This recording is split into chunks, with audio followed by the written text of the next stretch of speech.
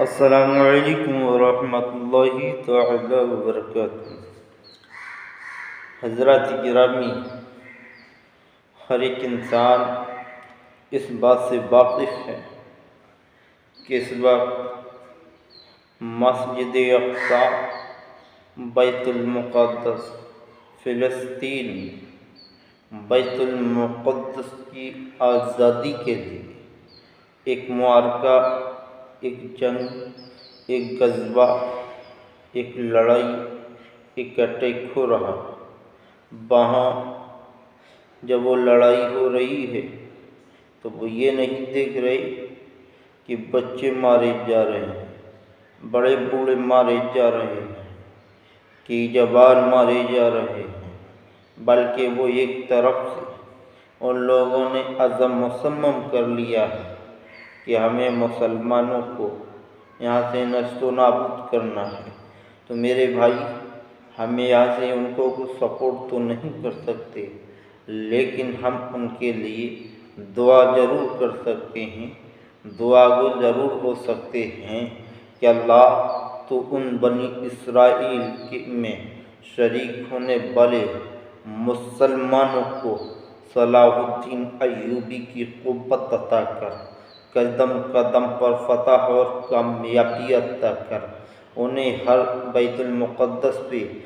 حضرت صلاح الدین ایوبی کی طرح فتح و کامیابی و کامرانی عطا کر۔ میری مسلمان بھائیو، آپ سے التجا یہ ہے کہ اب جہاں بھی ہوں، جس جگہ بھی ہوں، اللہ کا نام لے کے ان کے حق میں دعا کریں کہ اللہ تبارک و تعالیٰ انہیں کامیاب عطا فرمائے، انہیں فتح اور کامرانی عطا فرمائے، بیت المقدس پہ ہمارا اسلام کا پرچم پھر سے بلند فرمائے۔ یاد رکھیے، کچھ لوگ کنفیوز ہوں گے کہ یہ بیت المقدس کیا ہے، یہ بیت المقدس کون سی جگہ ہے، اس کا اسلام سے کیا ریلیشن ہے، اسلام سے کیا تعلق ہے۔ تو یاد رکھو، 15واں پارہ، پہلی آیت، جس میں اللہ نے معراج النبی صلی اللہ علیہ وسلم کا ذکر کیا ہے، فرمایا سبحان الذی اسریٰ بعبدہ لیلا من المسجد الحرام الی المسجد الاقصی، کہ پاک ہے وہ ذات جو اپنے بندے یعنی ہمارے نبی محمد الرسول اللہ صلی اللہ علیہ وسلم کو رات کے تھوڑے حصے میں مسجد حرام سے مسجد اقصی تک لے گئی وہ ذات، یعنی جو معراج النبی کا سفر شروع ہوا تھا، وہ مسجد اقصی، مسجد حرام یعنی کعبۃ اللہ سے شروع ہوا اور مسجد اقصی پر جا کر ٹھہرے، جو آپ اپنی اماموں سے، اپنے علماء سے سنتے ہوگے کہ اللہ کے رسول سرکار دو عالم صلی اللہ علیہ وسلم نے مسجد اقصی میں تمام انبیاء و مرسلین کو نماز پڑھائی تھی معراج کی رات۔ حضرت آدم سے لے کر عیسیٰ تک 1,24,000 کم و بیش انبیاء اکرام جو ہوئے زمین پہ تشریف لائے، وہ سب حضور صلی اللہ علیہ وسلم کی اقتداء میں نماز انہوں نے ادا کی تھی۔ یہ وہی جگہ ہے جس جگہ میرے نبی نے سارے نبیوں کو نماز پڑھائی تھی۔ یہ وہ جگہ ہے کہ کعبۃ اللہ کے بعد جو دوسرے نمبر پر جو گھر بنا وہ بیت المقدس ہے، مسجد جو دوسری بنی وہ بیت المقدس ہے۔ سب سے پہلے کعبہ بنایا حضرت آدم علیہ السلام نے، اس کے بعد جو دوسری مسجد بنی وہ بیت المقدس ہے۔ اور یاد رکھیے، بیت المقدس کے تعلق سے حضور نے ارشاد فرمایا تھا کہ تین مسجدوں کی طرف ان کی زیارت کے لیے سفر کرنا بہتر ہے، یعنی مسجد حرم،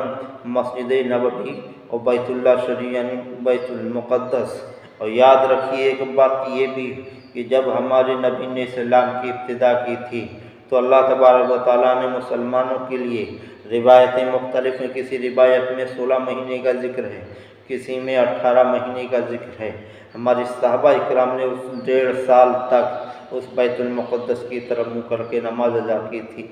ہمیں بیت المقدس سے محبت ہونا چاہیے، اور وہاں جو لوگ شہید ہو رہے ہیں ان کے لیے دعا کریں، جو لڑائی لڑ رہے ہیں اللہ انہیں کامیابی نصیب کرے۔ اور یاد رکھو، کہ بیت المقدس یہ وہ جگہ ہے کہ اللہ رسول نے ارشاد فرمایا سب سے بہتر حج وہ ہے کہ جس کا احرام بیت المقدس سے باندھا جائے اور کعبۃ اللہ مسجد حرم میں آ کر حج ادا کیا جائے۔